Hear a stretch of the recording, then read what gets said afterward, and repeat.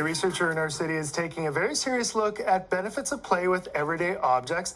Ozlem Cankaya is assistant professor in early childhood curriculum studies at MacEwan.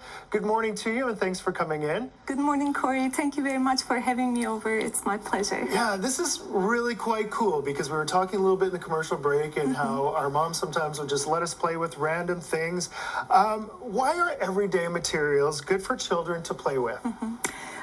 Children are very good at finding activities that are conductive for their own learning styles and for their own learning. Okay. And when they play with everyday materials, they find opportunities to experiment, to test out their ideas, and this is all done in a risk-free environment. You mentioned that your mom would provide Tupperwares for you. There's no consequence if you throw around a few Tupperwares, bring in some materials into Tupperwares. It's all in a risk-free and cost-free environment, so they're very good for them. Okay, and what are some recommendations for toys that can be repurposed or are everyday loose parts?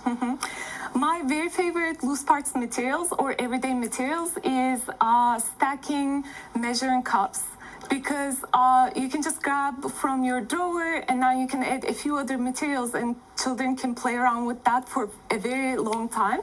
Actually, I have 2 young children and they spend hours on hours just with rice and measuring cups. Interesting. Also, you can add some spools, some fabric.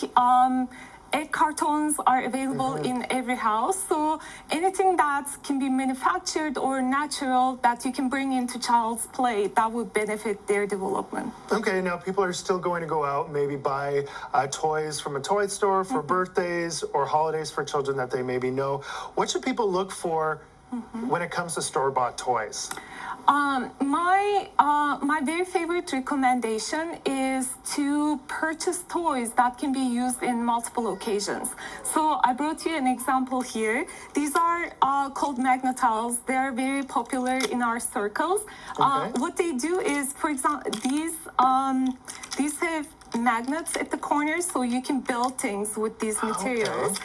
And I know very well from my 2 children who are under 6 that sometimes these became plate for their stuffed animals and dolls, and at other times they become big architectural structures.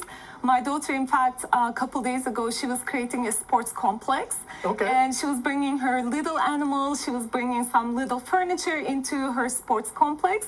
So these kind of materials would allow children to go for whatever their immediate needs are. So if they're thinking creatively about building an then architectural structure, then these can become those.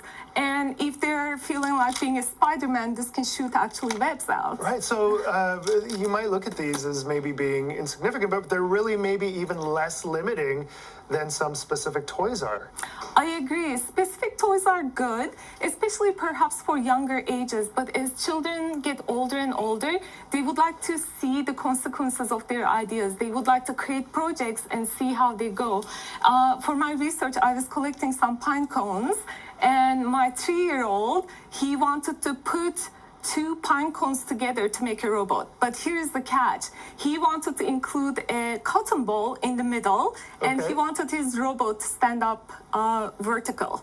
So I was like, that idea is not gonna work, but with million tape pieces, it worked out. And he's just 3 and he's seeing how his ideas work, which is quite important for their development. Yeah, well, this sounds very interesting. I want to thank you so much for coming in and sharing some of these ideas and giving us a little bit of a look into your research. Thank you, Corey. Thank you for having me. And more on this, if you want to just kind of get your kids' imaginations going, yeah, look what you have in the doors at home, and it can turn into big things.